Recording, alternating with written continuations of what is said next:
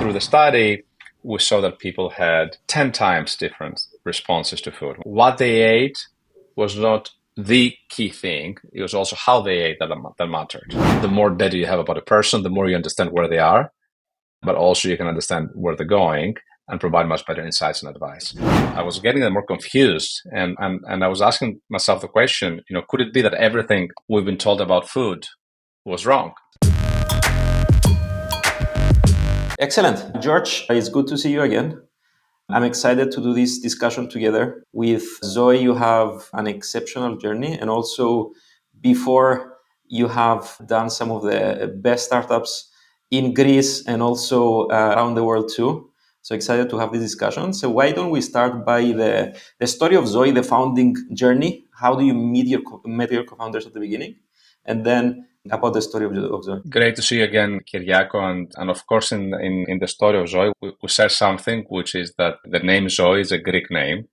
It comes from the Greek word Zoe, which means life. And it's very synonymous with this vision we have of the world, of people not being just alive and ticking along every day, but people living life and living life for longer with 10 extra healthy years of life. So I'll talk more about that.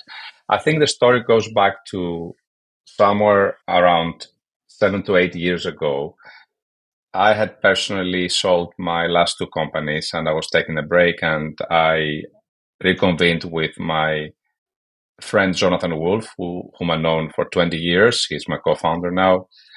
And we took a trip together, and through that trip, we discovered that we shared a common passion around health and around the role that nutrition and lifestyle plays in our health.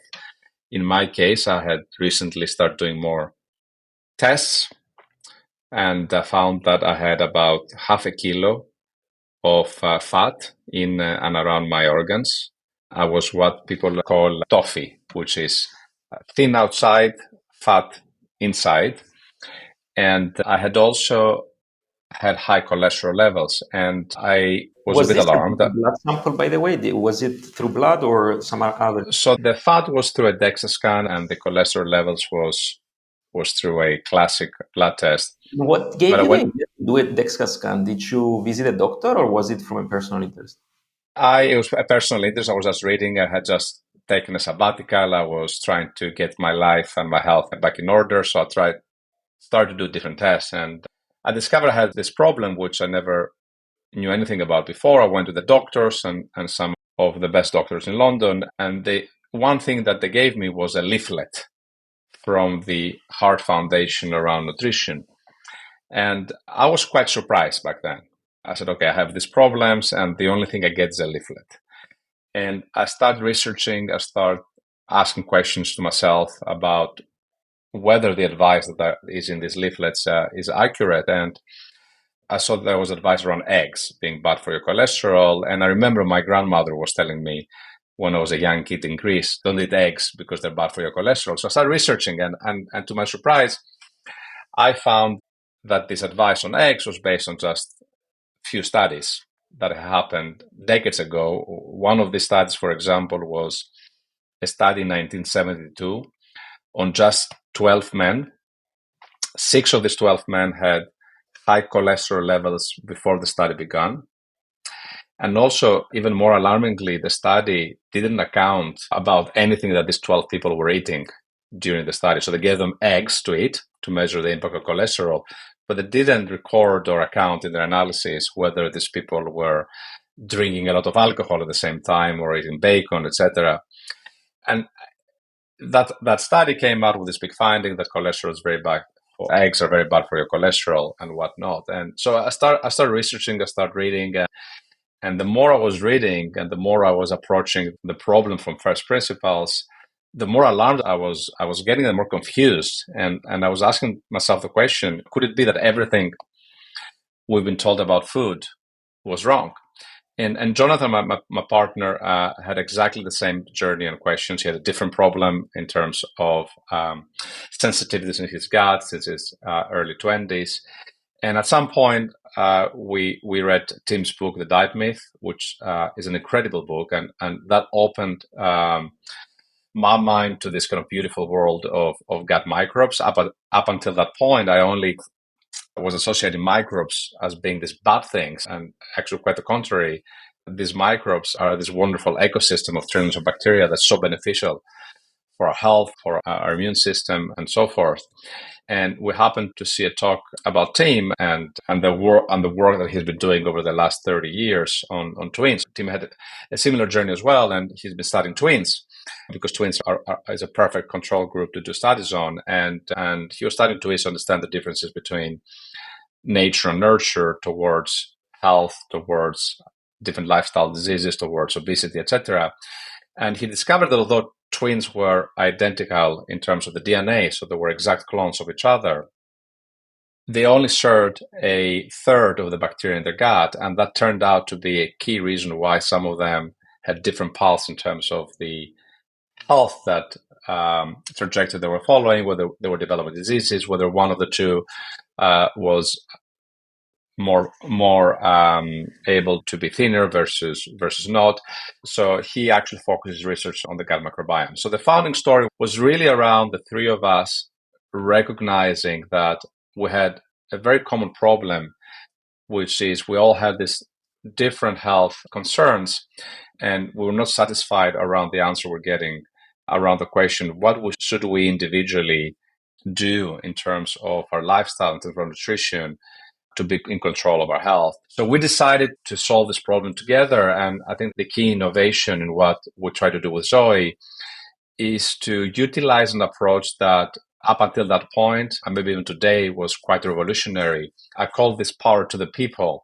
And what I mean by that is by giving the people the chance, the average consumer, to participate in what we hope to be and is already the largest ongoing study and data collection around nutrition, lifestyle, and the microbiome in the world. By getting people to get involved in that and by expanding the data set, we would be able to gather a lot of data and then develop great personalized health solutions to help everybody in the world extend their healthy years of life by giving them new personalized health insights and advice and even solutions to help them extend their healthy years of life.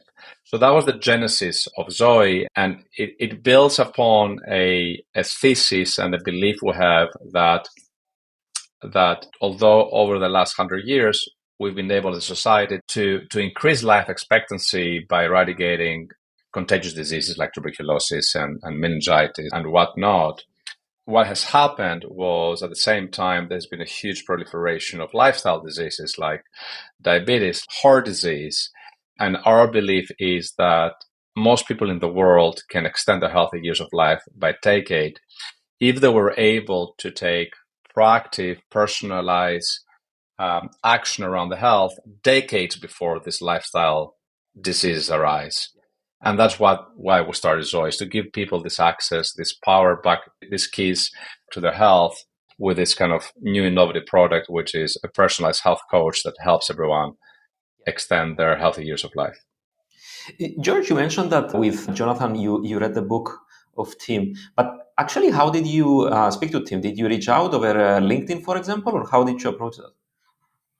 It's a great question. We saw a speech that Tim gave along with other scientists, and then we were really impressed by the work he had done. So we reached out to people we knew that may be connected to him, as you do as an entrepreneur. You try different avenues, and fortunately for us, one of our now investors and friend connect us with Tim and made this connection happen. And of course, when Tim first met us, he didn't know us, he didn't know our background or our track record, so he was very skeptical. But luckily for us, he agreed to come on the journey with us, and I'm sure he's one of the most respected and cited scientists in the world and a wonderful human being, and we are so glad that he's our partner.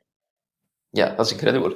And you all three come together, and then I can see that the approach from the beginning is different than the usual approach of let's build something small and let's get it to the market. From my understanding about Zoe today, you raised a lot of funds and you took the opposite approach, which is all about the science first, building the science. there. So Precisely. can you speak a little bit about that? Yeah, I think that comes back to the values we had as founders. All of us in different ways, we had some impact in our prior endeavors. And one of the things that was really important for all of us is to have a real impact in the world and to do things in the right way, even if it was the hard way. So from the very beginning, we said we really want to do something very innovative around the science. We want to do real science. And that was one of the conditions for Tim to join as well, and very rightly. But that's also what Jonathan and I want to do. And rather than start, and that's 6, 7 years ago, rather than start by launching a product, getting a CGM and offering it to the market, we decided to go to the hospital, the actual hospital, St. Thomas Hospital. That's where the company started. And to first license this amazing research that Tim has been doing on twins for 30 years and build upon it by launching what at that time was called Predict, now it's called Predict One, which is this kind of start of this ongoing study, this ongoing project to collect the largest amount of data around the microbiome, nutrition, lifestyle, etc. in the world, in order to collect a data set that allows us to understand how people respond differently to food, how people are different, how their lifestyles are different, and use a data set together with AI to be able to predict for any individual how any food, any way of eating and living impacts their health real time. So that's the reason we went back to the hospital, and I'll share a funny story that I like to cite to show how naive we were, and particularly myself, when we started that endeavor. So we said we're gonna do this study with 1,000 people, 700 of them twins. Typically, the studies, Kyriakos, are on 20 people because these are like real intervention studies. In our case, it was a 14-day intervention study where we collected so much data from the DNA to the microbiome. People wearing the CGM, they were eating set meals for a number of days. We had them in the hospital for a day to take blood through a catheter through 10 or 11 different time points to measure insulin, to measure the triglycerides rise, to measure the glucose rise, metabolomics, name it, right? So it's a very intense study, typically done only on 20 people, if at all. And in this case, we said 1,000. All the scientists thought we were crazy, and probably we were. And the funny story is that we had never done a clinical trial ourselves, ever.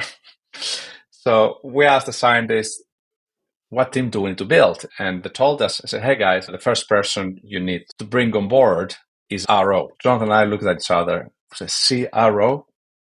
Like Chief Revenue Officer? We have zero revenues, like it's only cost. What do you mean? And of course, they were talking about the people who are used to be running these clinical trials in what are called these CRO organizations. And to cut the long story short, we interviewed a bunch of people, and maybe it's the people that we met, but we ourselves in the eyes at the end of the interviewing and said, we think we can do that better. And I think that's one of the interesting kind of lessons in entrepreneurship, or our naivete maybe as an entrepreneur, where you approach a problem you know nothing about, or an industry nothing about, is that we thought about the problem from first principles.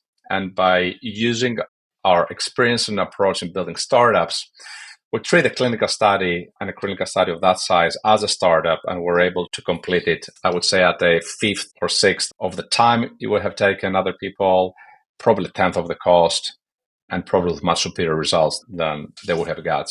And that was a fun experience, and that was the genesis of the approach. And from the very beginning, we said we're gonna do this clinical study, then we're gonna do a similar version of that. We called it a semi-commercial product. It was a clinical study that was similar to the first one, a bit more, less intense, but at home and in the US. So in that way, we proved that we can do the studies at home, in effect, do the testing part of our product at home. And that's the evolution of the study and the product that goes from something that's very intense to something less intense. Very similar to how Tesla has developed their cars from way more expensive and complicated to much simpler and less expensive. So with these studies, your goal was, one, to aggregate all that information, and then the end goal was what? The goal was, first of all, to collect this data and study and understand what's happening.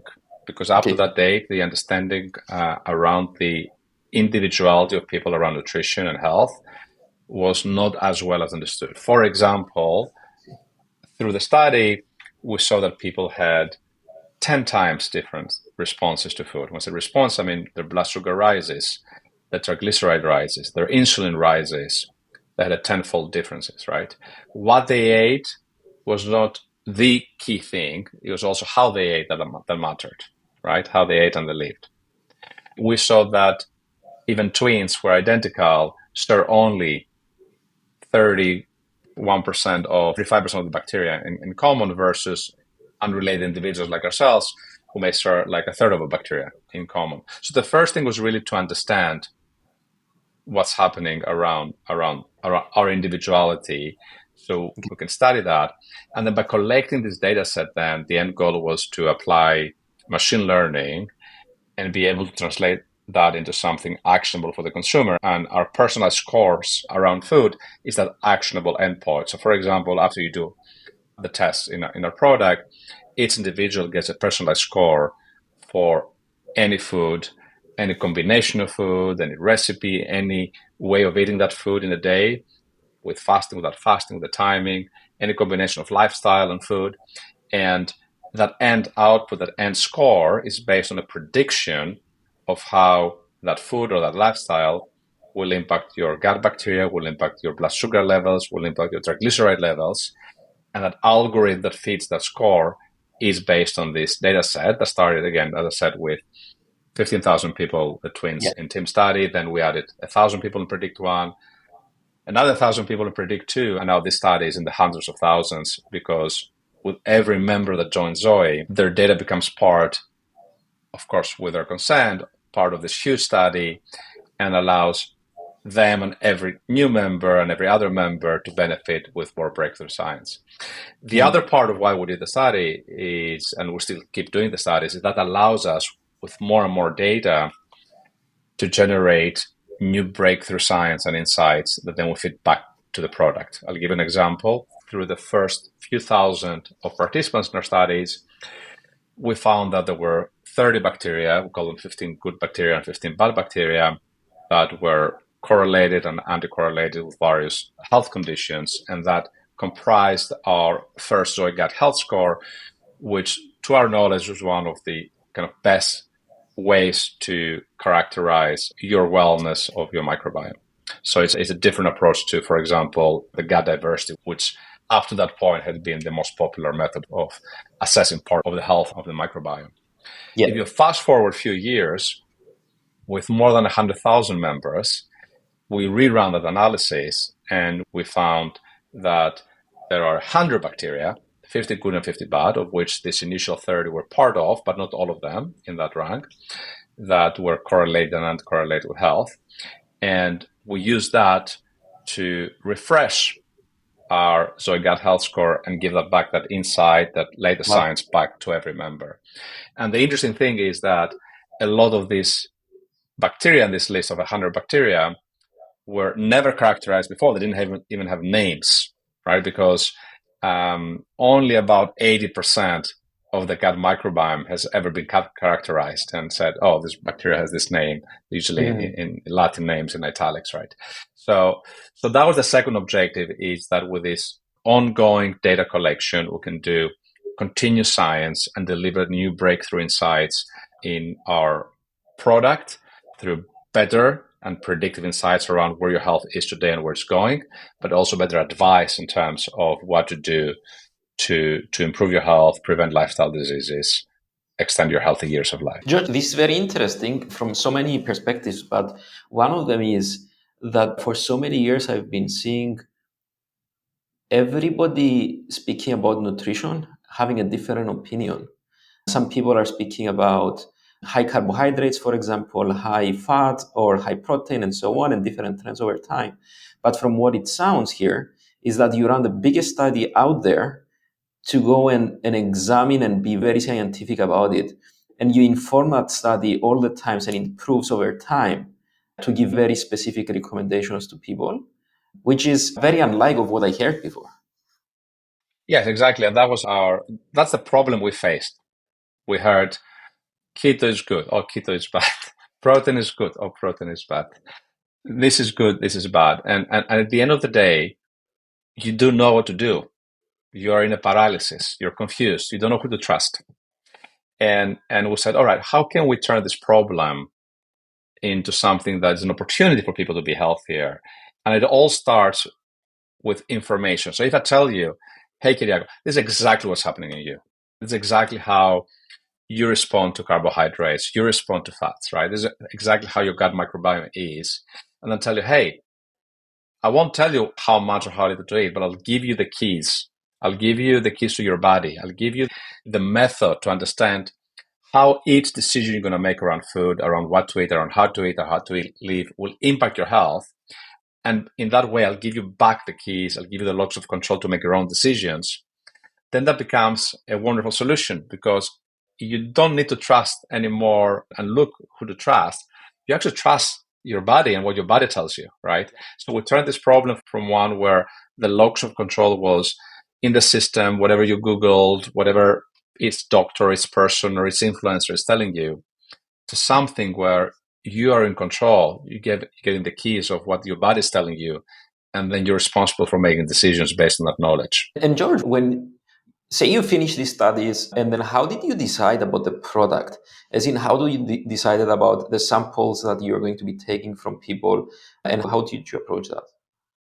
Yeah, so from the very beginning, we work with the best scientists. Of course, team leads our scientific advisory board, and we believe that in order to give the best predictions for health, we needed to start with to study three things, which was around the gut microbiome, the kind of metabolic response to food in terms of the blood sugar response to food, and also something that was less studied up at that point, which was like the kind of triglyceride responses, or how good you are in clearing the fats in the 6 to 8 hours after you eat a meal. So that was like really based on a lot of scientific research that team, but also a number of other leading scientists, including Sarah Berry, our chief science officer, have done over the years. And the funny thing is that when we started, and we had this like three tests, which was a stool sample for the microbiome, a continuous glucose monitor for the blood sugar responses, and a finger prick test for the triglycerides, measurement of triglycerides after you eat a metabolic meal. Everybody at that point, like 6 years ago, 7 years ago, told us that you will never be able to get people to give you a stool sample. That we will never be able to convince people to give us a stool sample. And I do remember our answer back at that point, and apologies if I'm being a bit graphic, was, hang on a second, right? Like, we're all going to the toilet. Like, everybody in this world is going to go to the toilet on average, let's call it once a day, pretty much, right? So 365 days a year. It's the most natural thing people do in life, right? Why they will not give us a stool sample, right? Why not, right? And it turns out, actually, the stool sample was no problem at all.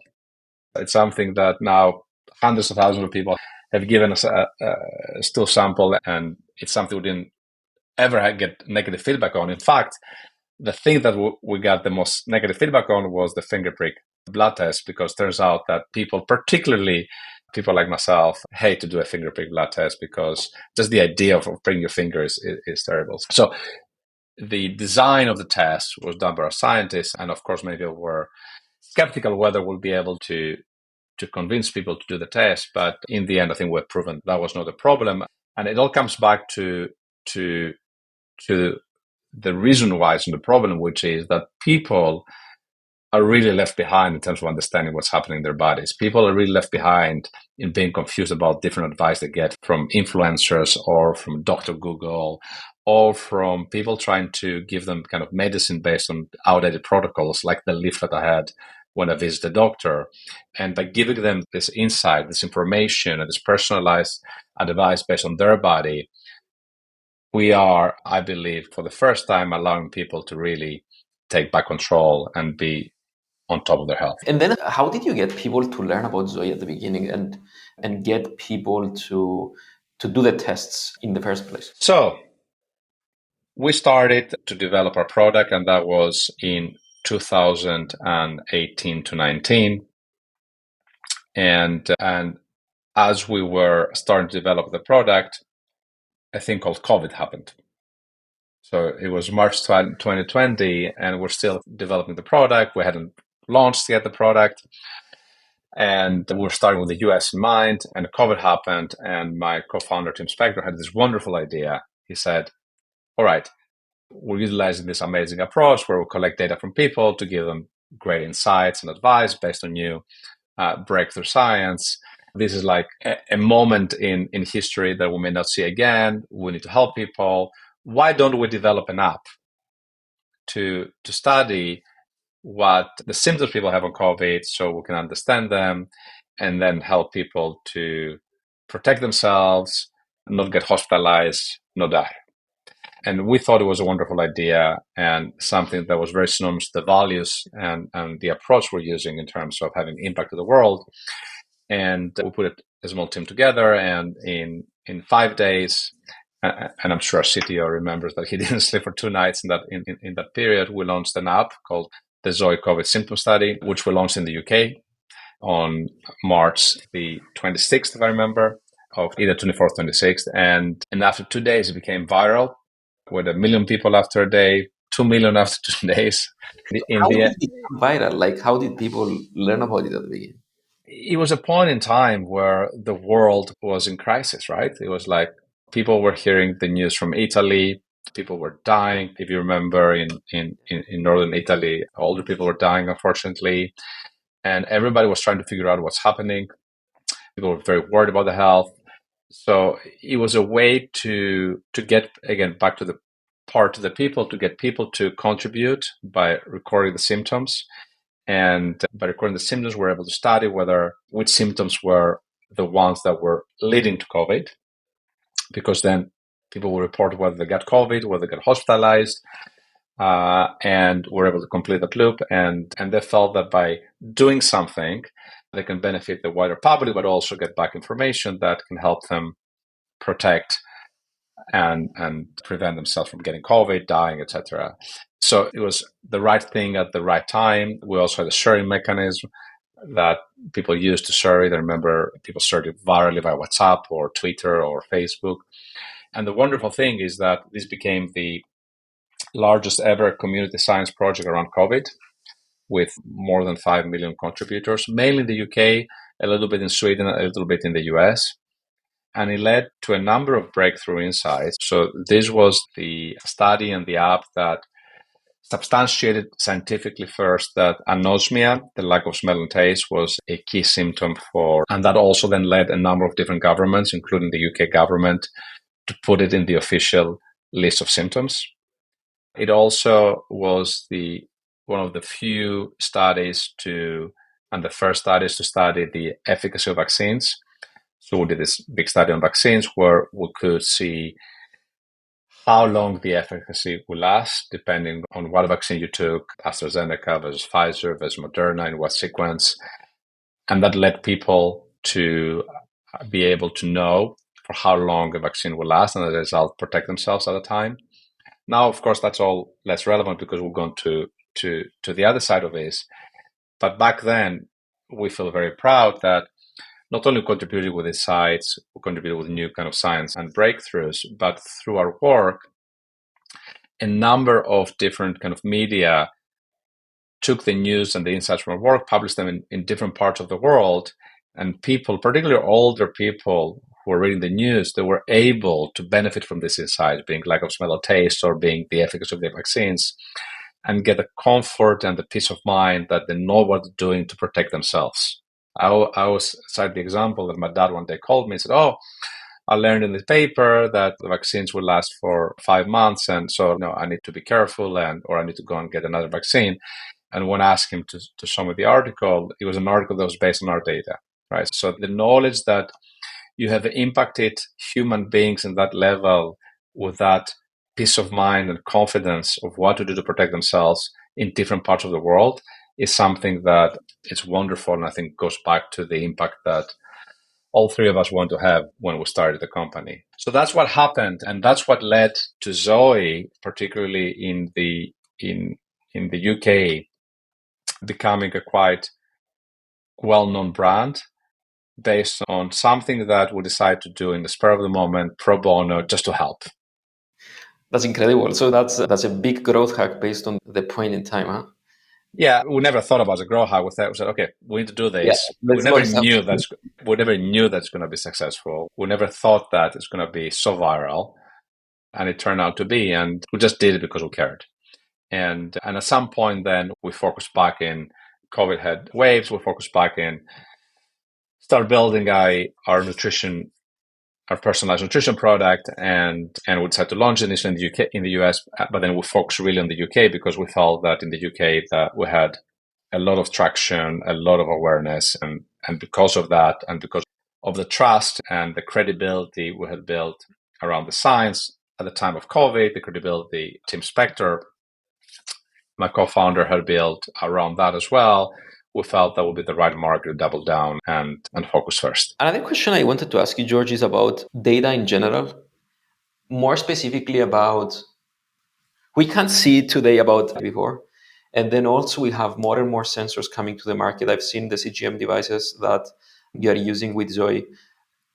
Like being in Terra, we're speaking all the times with new devices, from temperature monitoring and blood pressure monitoring and lactate monitoring that are coming to the market now. What do you think about new data points, and what's your approach at Zoe with them?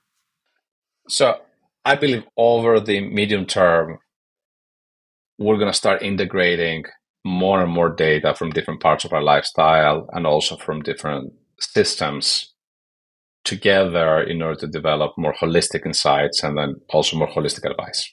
I would say we're in the early phases of that, not because this cannot happen today, but because I think the infrastructure, first of all, is quite disjointed. For example, to get your blood test when you go to a hospital or when you go to a doctor, and then that fitting through an API into your solution, that's quite disjointed today. So it requires a lot of work. Some of the data points are newer in terms of understanding the impact. For example, I was wearing the 24/7 blood pressure monitor. You get some interesting data, but it's not clear yet, for example, how your nutrition on a daily basis, real-time basis, impacts this data. And also, I think we require a lot more work in terms of not only integrate these different data sources, but then also analyzing the insight you get out of them and then the impact.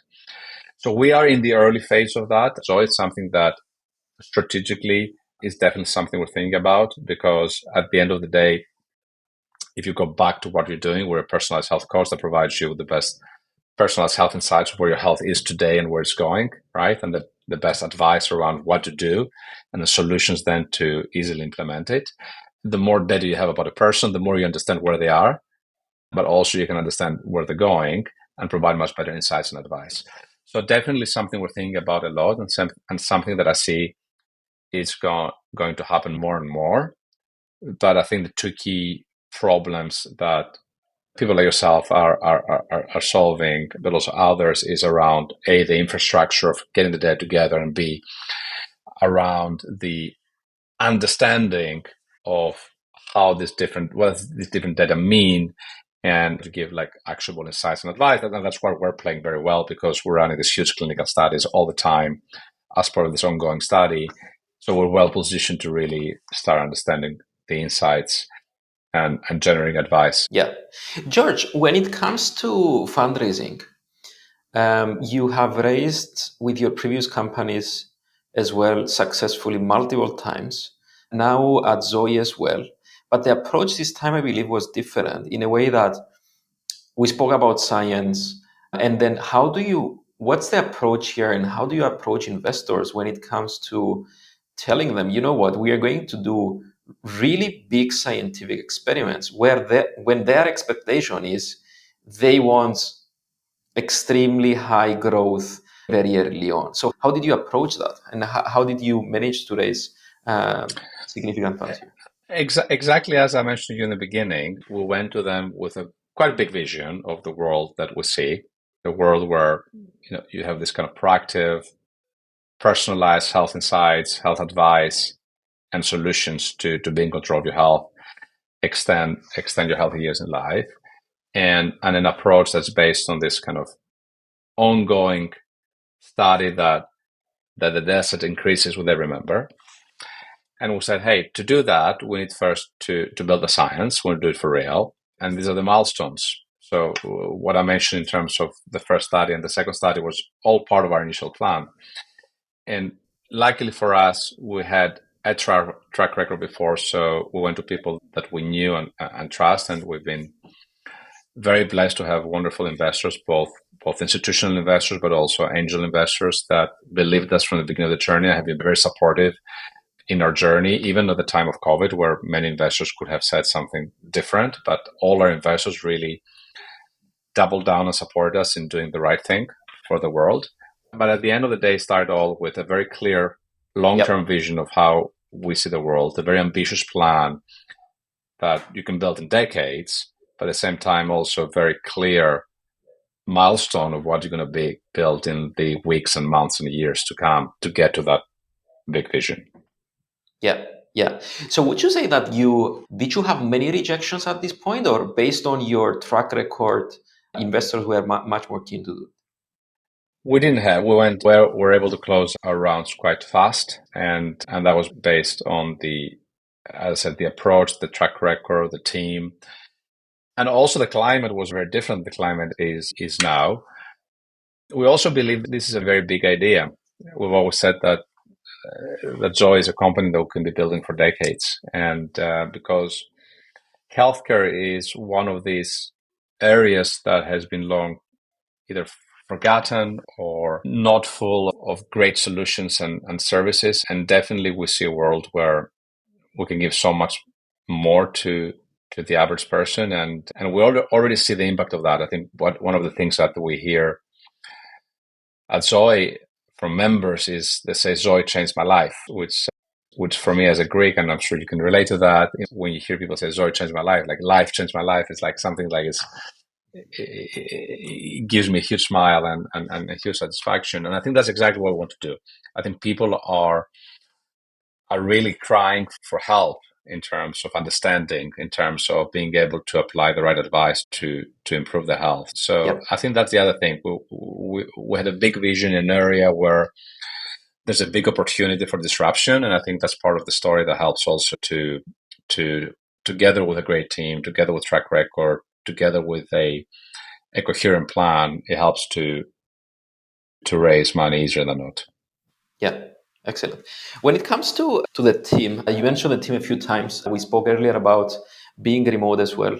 I would really like to hear your ideas about how does a team look like today in Zoe, and also what are the important things for entrepreneurs to know about team building? Let me start first with the culture, and then I'll talk about the team, because we have been very intentional around culture, and culture for us is something we treat like a product. We think it's our second product, and even probably the most important product, because with the right culture, you can build anything. So we've been very intentional about culture from the very, very beginning, and culture not in terms of the aspirations, in terms of kind of airy-fairy words of what culture could feel, but more importantly around the operating behaviors that we want to celebrate, and also the operating behaviors that we don't tolerate. Because culture is not only what you celebrate, but as importantly, what you don't tolerate. And as a result, that gave us a compass in terms of the types of people that we wanted to hire. And because the people together with you is what the culture is. The people and their actions that you celebrate and you don't tolerate is what creates the culture. Is what you do that creates the culture. So we've been very intentional on that. We've made mistakes along the way, as one does. I would say that if we are to describe the people, I would say it is ambitious. People are ambitious. They want to create something that is great for the world. They are positive.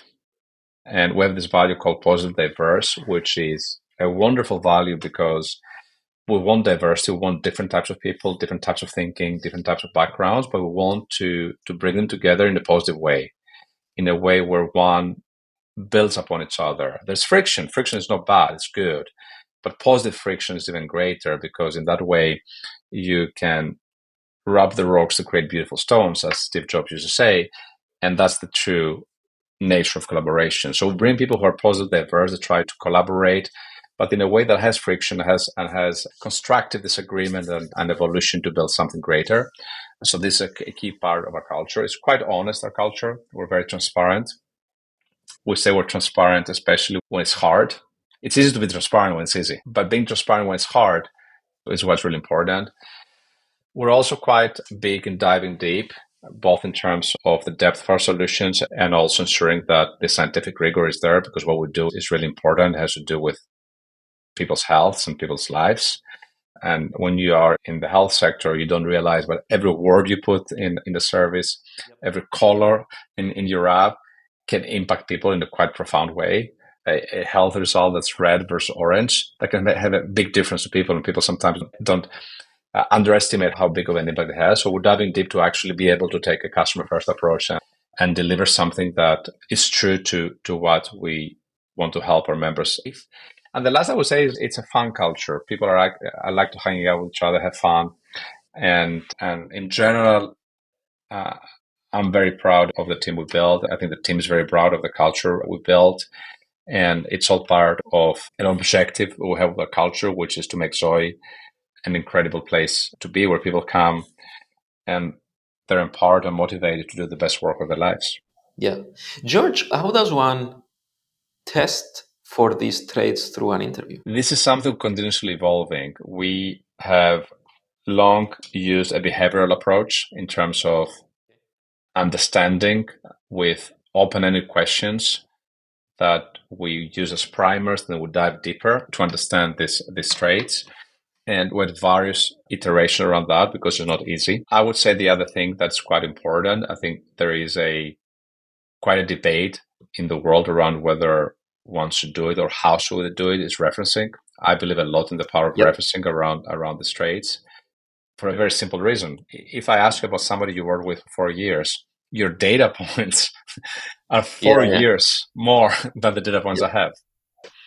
And I would say the last thing is my biggest mistakes in terms of hiring is whenever I didn't say hell yeah when I was ready to hire somebody and I hired them, it was a mistake. So being able to say hell yeah is probably one of the biggest hacks in terms of knowing, at least for me, whether something will work out or not. Yeah. If we can get a bit more specific, if we take ambitious, for example, and you want to test with open-ended questions, someone, as you mentioned, about their ambition, like how would you go about it? Ambition is an interesting one, because there I have a quite controversial question, which is around, tell me about your family. Tell me about your childhood. And I would go into understanding this person's childhood, because I believe that ambition is something that is partially related to a person's childhood, how they grew up, what are the things that they still want to prove and achieve. And so this one is something where I would focus on their kind of early childhood. I would focus a lot in understanding their biggest mistakes or biggest learnings, in understanding kind of what they've learned and how they would use it next time around. So I would focus on more behavioral things that lead me to understand what is there that this person wants to prove, and prove maybe a bit of a loaded word, and why. What drives this person? Why? And I think it all stems back to, again, to experiences typically in the childhood and maybe after that, they left the mark. They left something that a gap that a person still needs to fill, and that's how I would go about it. Yeah. Do this, like when you set these values down at the very beginning, I would guess that when you have 10 people versus when you have 100 people, those values are different in the behavior of people under scale.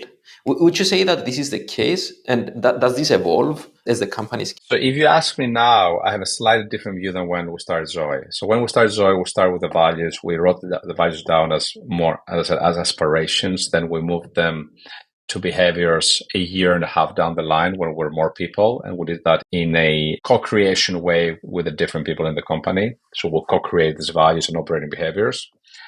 If you ask me now, I would start with those from the very, very beginning, because from the very, very first day, I would set out exactly what are the operating behaviors that you want to have in a company, what you celebrate and what you don't tolerate, as I said, and then hire accordingly and bring the first 10, 20, 30 people you're going to bring.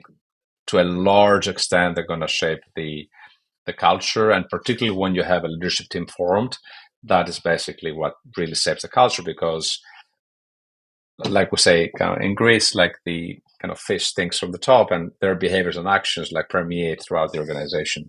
So I would say, when you look at subscale, for me, it's the opportunity to really define and be very clear in terms of what you celebrate or what you don't tolerate. And that's good, right? Values at the end of the day is a set of choices and prioritization about what's important for you and what's not important for you. And it's okay to make the choice. And the earlier you make the choice, the more clear you are on the what and the why, the faster you can actually get to create the culture you want. Yeah. George, how did you learn about installing these values at the very beginning of the company? Did you do a mistake earlier, like in your previous companies, and you noticed it from that? Or Yes, were you very absolutely. intentional from the beginning? Tons of mistakes. Tons of mistakes around culture, tons of mistakes around hiring, but a lot of learning. And the key mistake that I made in the past was that I was disillusioned with this idea that values is the 5 words you put on the wall of a company, and the fact that by getting people to remember them, everybody knows these values, and they're simple, they're short, and everybody remembers them and is able to behave by. And I think the hard lesson that I learned is that yes, people can remember the values, but people may have a very different interpretation of what the value really means in practical reality and how they behave and operate, right? And as a result, what you intend to achieve is actually not being implemented in practice. In practice, the values and the culture become something very different. Culture and values is what Kyriakos will say to George when George joins the first day in the office and they see each other at the water cooler, and George says, "Hey, Kyriakos, what's happening in this company? How do things work, and how can I be successful?" That's what culture is in practice. It's not what you put in the poster. And that was a hard reality that I learned. And then, of course, I'm a very curious learner. So I read a lot. I spoke to a lot of people. I read all the books around culture, from Netflix to Amazon to Ben Horowitz's book. Which I of them spoke to a lot, is your favorite, by the way? all of them in different ways. If I had to pick only one, I would say it's Ben Horowitz's book, because it has a lot of history in there and explanations. But all of them are incredible in their ways. I love Amazon because you may like or not like their culture, but and I definitely respect the fact that their system of defining the culture is something that has scaled to very large numbers of people. And again, you may like or dislike the culture of Amazon, but what I'm focusing on is the how they define the culture in terms of this kind of leadership behaviors and principles, and are able to scale that in terms of very large numbers of people. So these are the lessons you learn the hard way, and then you see that other people have learned them the hard way. They found different solutions to that, and you evolve. And I think that's an interesting thing. Sometimes you need to learn things on your own and have a visceral experience to be able to take the next step and take a different approach. Sometimes people will tell you something, or you'll read something, and intellectually you'll understand it, but until viscerally you experience why that is a better solution, you may not do it. And that by itself is actually something I'm quite passionate about, because I do believe there's a better way to learning and education in a more visceral way than just intellectual way. George, as a last question I wanted to ask you, I usually don't ask this kind of question, but since we are both Greeks, I wanted to see your opinion. If you could ever build Zoe in Greece, what are the things that are lacking? And if you could change them, you would actually do it there. I don't think there's anything lacking in terms of building a service like ours in Greece. It's just a matter, in our case, of prioritization in terms of the markets we're focusing on. And in our case, the entering a new market with our current product requires more work and more investments. So Greece is lower on the priority list.